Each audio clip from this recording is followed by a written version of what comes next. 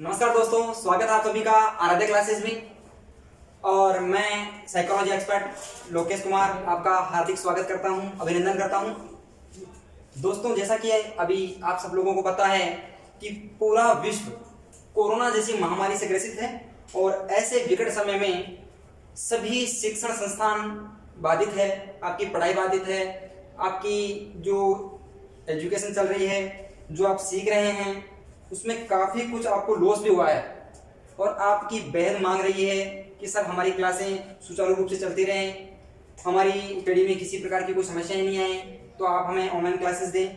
तो आपकी ही मांग पर हमने आपके लिए आराध्या क्लासेस के नाम से यूट्यूब चैनल शुरू किया है। तो दोस्तों, आप इस चैनल पर जाएं, इसको सब्सक्राइब करें, लाइक करें और अपने दोस्तों के साथ शेयर करें। आपको इस चैनल पर आपके विषय संबंधी सारी जानकारियां आपको मिल जाएंगी।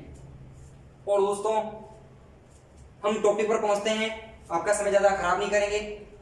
और जैसा कि हम बात करने वाले हैं मनोविज्ञान विषय की।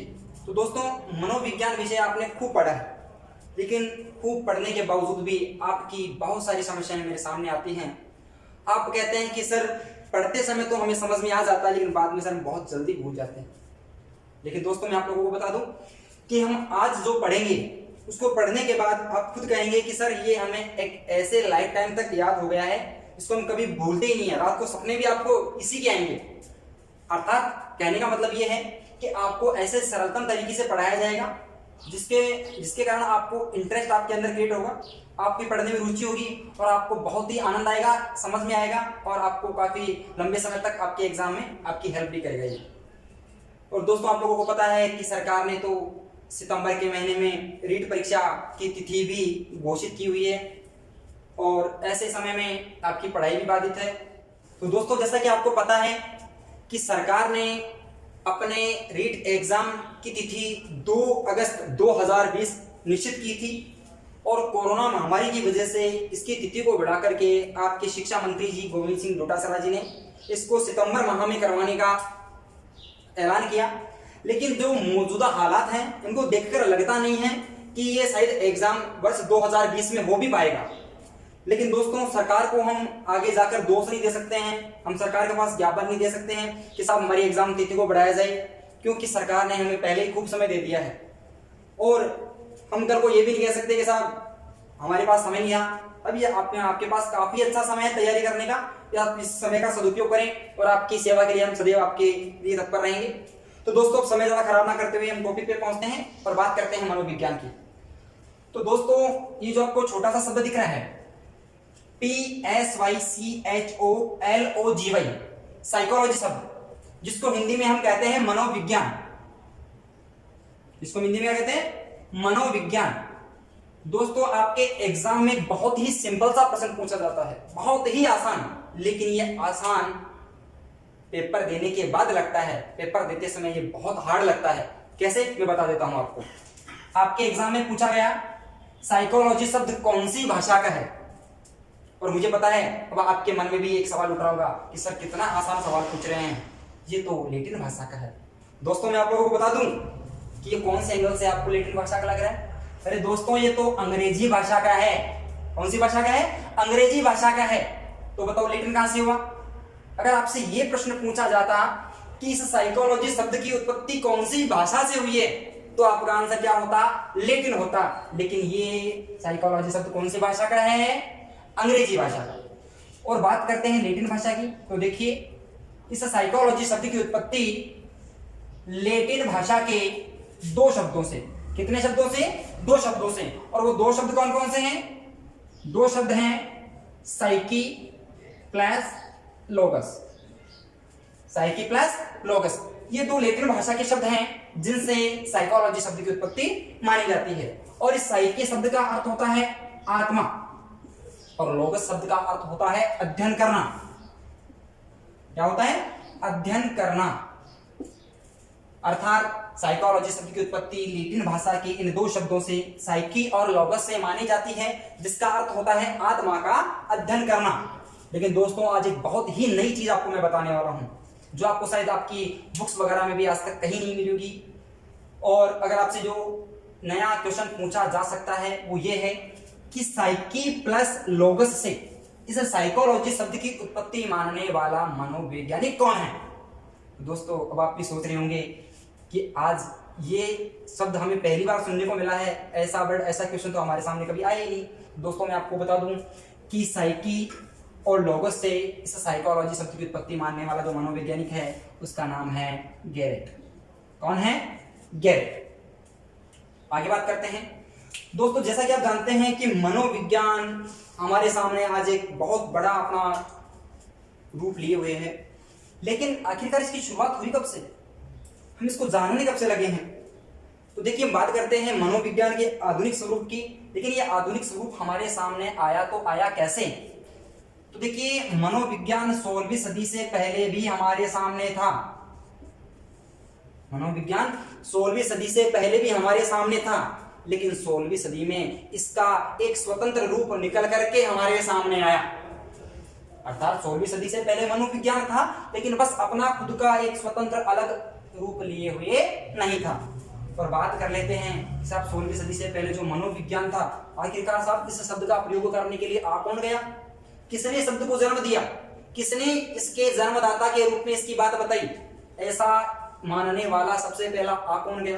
तो देखिए बात करते हैं इस मनोविज्ञान शब्द का प्रयोग जो किया गया सबसे पहली बार 1590 में किया गया। और इस 1590 में इस मनोविज्ञान शब्द का प्रयोग करने वाला यूनान का एक बहुत ही प्रसिद्ध मनोवैज्ञानिक था। यूनान का एक बहुत ही प्रसिद्ध मनोवैज्ञानिक था जिसका नाम था रुडोल्फ गोइकर। कौन था? रुडोल्फ गोइकर। और ध्यान रखें इसकी एक बहुत ही प्रसिद्ध पुस्तक भी है, इसकी एक बहुत ही प्रसिद्ध पुस्तक भी है जिसका नाम था साइकोलॉजिया। क्या नाम था इसका? साइकोलॉजिया। और इन्होंने सबसे पहली बार इसी साइकोलॉजिया नामक पुस्तक में ही सबसे पहली बार इस मनोविज्ञान शब्द का प्रयोग किया था। तो दोस्तों आपको पता है कि मनोविज्ञान शब्द का सबसे पहली बार प्रयोग 1590 में किया गया। करने वाला यूनान का एक बहुत ही प्रसिद्ध मनोवैज्ञानिक था जिसका नाम था रुडोल्फ गोइकल। कौन था?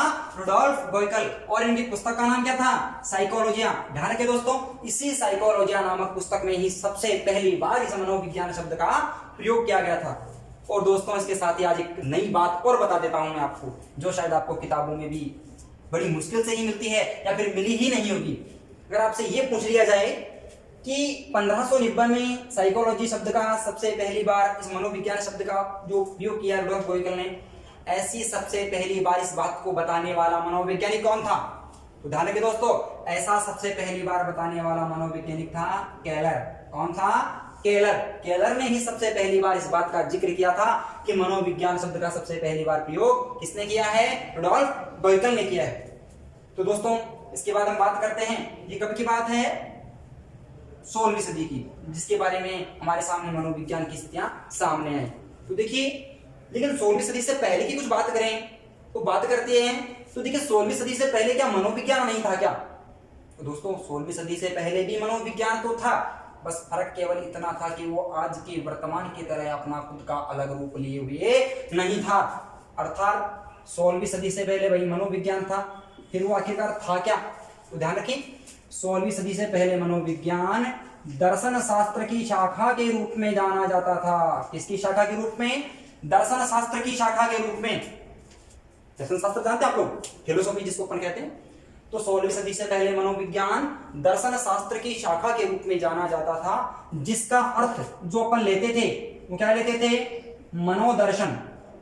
मनोदर्शन या मानसिक दर्शन। मनोदर्शन या मानसिक दर्शन। तो 16वीं सदी से पहले मनोविज्ञान दर्शन शास्त्र की शाखा के रूप में जाना जाता था। और तब हम मनोविज्ञान को किस अर्थ में पढ़ते थे? मनोदर्शन या मानसिक दर्शन के अर्थ में पढ़ते थे। और इसके बाद में मनोविज्ञान की स्थितियां धीरे धीरे अलग अलग सदियों में बदलने लगी और आज की वर्तमान स्थितियों को आप देख रहे हैं, इन स्थितियों में मनोविज्ञान आपका आ गया। देखिए अब 16वीं सदी की अपन बात कर लेते हैं। तो देखिए 16वीं सदी में मनोविज्ञान को सबसे पहली बार एक नया रूप, नया नाम दिया गया। और 16वीं सदी में सबसे पहली बार इसको क्या कहा गया? आत्मा का विज्ञान कहा गया। क्या कहा गया इसको? आत्मा का विज्ञान। 16वीं सदी में मनोविज्ञान किसका विज्ञान माना? आत्मा का विज्ञान। लेकिन दोस्तों बात ये आती है कि आखिरकार इसको आत्मा का नाम देने वाले मनोवैज्ञानिक थे कौन कौन। तो देखिए, इस आत्मा के नाम को देने वाले, इस आत्मा के बारे में सबसे पहली बार बताने वाले, इसका जिक्र करने वाले कुछ दार्शनिक लोग थे, कुछ आपके पुराने मनोवैज्ञानिक थे, जिनका नाम है अरस्तु, प्लेटो, डेकार्टे। अरस्तु, प्लेटो, डेकार्टे, इन्होंने मनोविज्ञान को 16वीं सदी में किस अर्थ में जाना? आत्मा के अर्थ में जाना। और ध्यान रखें, आत्मा के नाम की ऐसी सबसे पहली अवधारणा का जिक्र करने वाला, इसके बारे में ऐसा बताने वाला कौन था? अरस्तु था। इसलिए ध्यान रखें दोस्तों, इसी अरस्तु को ही क्या कहा जाता है? मनोविज्ञान का जनक कहा जाता है। अरस्तु को क्या कहा जाता है? मनोविज्ञान का जनक। और दोस्तों इसके साथ ही एक बात और आ जाती है जो मैं आप लोगों को बता दूं कि भाई ये तो है आपका मनोविज्ञान का जनक, आखिरकार फिर आपकी शिक्षा मनोविज्ञान का जनक कौन है?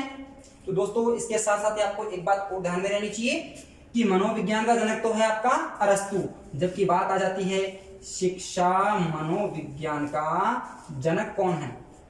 शिक्षा मनोविज्ञान का जनक। दोस्तों ध्यान रखें, शिक्षा मनोविज्ञान के जनक के रूप में जो नाम आता है वो आता है थॉर्नडाइक का। इसका आता है थॉर्नडाइक का। शिक्षा मनोविज्ञान का जनक कौन? थॉर्नडाइक। कौन है? थॉर्नडाइक। अब दोस्तों इसके बाद हम बात करते हैं, 16वीं सदी में आत्मा बन गई, लेकिन जैसे जैसे इस आत्मा के नाम की अवधारणा लोगों तक पहुंची, लोग जैसे जैसे इस आत्मा का जिक्र करने लगे, कुछ लोगों ने इसको स्वीकार कर लिया, लेकिन जैसे जैसे इसका रूप व्यापक विस्तारित होता चला गया, लोगों में नई नई बातें उनके माइंड में आने लगी, तो वे लोग इस आत्मा के नाम को नकारने लगे, इस आत्मा के नाम पर बवाल मचाने लग गए, इस पर उंगलियां उठाने लग गए। इसे नकारने की कंडीशन में ये सब लोग आ गए। अब देखिए भाई, आत्मा के नाम पर बहुत सारी उंगलियां उठने लगी, लोग इस आत्मा शब्द की बुराइयां निंदा करने लगे, और इन्होंने कहा कि आखिरकार साहब ये आत्मा का नाम आपने दिया है, आखिरकार ये आत्मा होती क्या है? कहाँ रहती है ये आत्मा? किसने देखा आत्मा को? जब ऐसे उल्टे सीधे सवाल जवाब इनके साथ किए गए, तो दोस्तों इन मनोवैज्ञानिकों के पास इस आत्मा की अवधारणा को परिभाषित करने के लिए कोई शब्द ही नहीं बच पाया। तो ऐसे में होना क्या था? सदी आ गई 17वीं, और 17वीं सदी में इस मनोविज्ञान का स्वरूप बदल दिया गया। मनोविज्ञान को 17वीं सदी में एक नए रूप में हम जानने लग गए, और 17वीं सदी में हमने इसको क्या कहा? मन या मस्तिष्क का विज्ञान। इसका विज्ञान कहा हमने, इसको मन या मस्तिष्क का विज्ञान कहा। अब दोस्तों बात यह आती है कि आखिरकार इस मनोविज्ञान को मन और मस्तिष्क के विज्ञान का नाम देने वाले मनोवैज्ञानिक कौन थे? तो दोस्तों इनमें दो नाम तो बहुत ही फेमस रहे हैं, बहुत प्रसिद्ध रहे हैं, जिनमें नाम आता है पॉम्पोनोजी का, एक नाम आता है थॉमस रीड का। पॉम्पोनोजी और थॉमस रीड, इन दोनों ने ही मनोविज्ञान को 17वीं सदी में क्या नाम दिया? मन या मस्तिष्क का विज्ञान। अब देखो, लोगों के मन में जो नई उमंग चल रही थी, जो लोग आत्मा के नाम की बुराइयां कर रहे थे, उनके माइंड में ये वाला नाम धीरे धीरे सेट होने लग गया। उन्होंने सोचा, बोले यार वास्तव में कितने भले और नेक आदमी हैं जो मनोविज्ञान को कितना अच्छा और प्यारा नाम दे रहे हैं। हम किसकी बात कर रहे हैं? मनोविज्ञान की। किसकी? मनोविज्ञान। बोले मनोविज्ञान, बोले यही तो है क्या? मन का विज्ञान। इसलिए लोगों ने इसके नाम का सबसे सरलतम रूप यहाँ पर जब देखा, तो उन्होंने इस बात को बहुत ही अच्छे से स्वीकार कर लिया और कह दिया कि साहब वास्तव में मनोविज्ञान तो मन या मस्तिष्क का ही विज्ञान है। और ये बात लोगों के दिलो दिमाग में सेट हो गई। इसलिए ध्यान रखें, पूरी 17वीं सदी और पूरी 18वीं सदी, दोनों ही सदियों में मनोविज्ञान किसका रूप रहा? मन और मस्तिष्क का ही रूप लिए रहा। तो दोस्तों 18वीं सदी में जब हम बात कर रहे हैं, तो 18वीं सदी में मनोविज्ञान क्या था? मन और मस्तिष्क का विज्ञान। दोस्तों बोर्ड भर गया है, तो एक बार मैं जो बोर्ड पे लिखा हुआ है उसको एक बार मैं रिवाइज कर देता हूं, ताकि आपके माइंड में ये पूरा कॉन्सेप्ट एक बार दोबारा से ओके हो सके। तो साइकोलॉजी शब्द कौन सी भाषा का है? अंग्रेजी भाषा का। साइकोलॉजी शब्द की उत्पत्ति कौन सी भाषा से? लैटिन भाषा से। कितने शब्दों से? 2 शब्दों से। कौन कौन से? साइकी और लॉगस। अर्थ क्या है इसका? आत्मा का अध्ययन करना। और ऐसा मानने वाला कौन है? गैरेट। और 16वीं सदी से पहले मनोविज्ञान किसकी शाखा था? दर्शन शास्त्र की। और दर्शन शास्त्र की शाखा के रूप में इसको अपन जानते थे, पढ़ते थे। लेकिन मनोविज्ञान को किस अर्थ में पढ़ते थे? मनोदर्शन या मानसिक दर्शन के अर्थ में पढ़ते थे। और मनोविज्ञान शब्द का सबसे पहली बार प्रयोग किसने किया? रुडोल्फ गोइकल ने किया। कहाँ का था ये? यूनान का था। और इसने कब किया इस शब्द का प्रयोग? 1590 में किया। कौन सी पुस्तक में किया? साइकोलॉजिया नामक पुस्तक में किया। और ऐसी बात को स्वीकार करने वाला, इस अवधारणा के बारे में, इस कॉन्सेप्ट को बताने वाला मनोवैज्ञानिक कौन है? केलर। 16वीं सदी में मनोविज्ञान किसका विज्ञान बनकर सामने आया? आत्मा का विज्ञान मानने वाले अरस्तु, प्लेटो, डेकार्टे। अरस्तु ने ऐसी सबसे पहली व्याख्या दी, इसलिए अरस्तु को क्या माना जाता है? मनोविज्ञान का जनक माना जाता है। जबकि शिक्षा मनोविज्ञान का जनक भी हमारे सामने आता है। इसका जनक कौन है? थॉर्नडाइक है। शिक्षा मनोविज्ञान का जनक कौन है? थॉर्नडाइक। ध्यान रखना चाहिए आपको, बहुत इजी क्वेश्चन है ये, तो एग्जाम में कई बार पूछा भी जाता है। और इसके बाद में आत्मा के नाम की अवधारणा को धीरे धीरे आगे आने वाले लोगों ने नकार दिया, इसको मानने से मना कर दिया कि साहब हम किसी आत्मा को स्वीकार नहीं करते हैं, आत्मा का कोई स्वरूप नहीं होता है, कोई आकार नहीं होता, ना दिखती है ना कोई कुछ, इसलिए लोगों ने इसको मानने से मना कर दिया। 17वीं सदी में मनोविज्ञान को मन और मस्तिष्क का विज्ञान कहा गया। और 18वीं सदी में भी इसको मन और मस्तिष्क के विज्ञान के नाम से ये जाना गया। ध्यान रखें, मन और मस्तिष्क का विज्ञान मानने वाले पोम्पोनोजी और थॉमस लीड थे।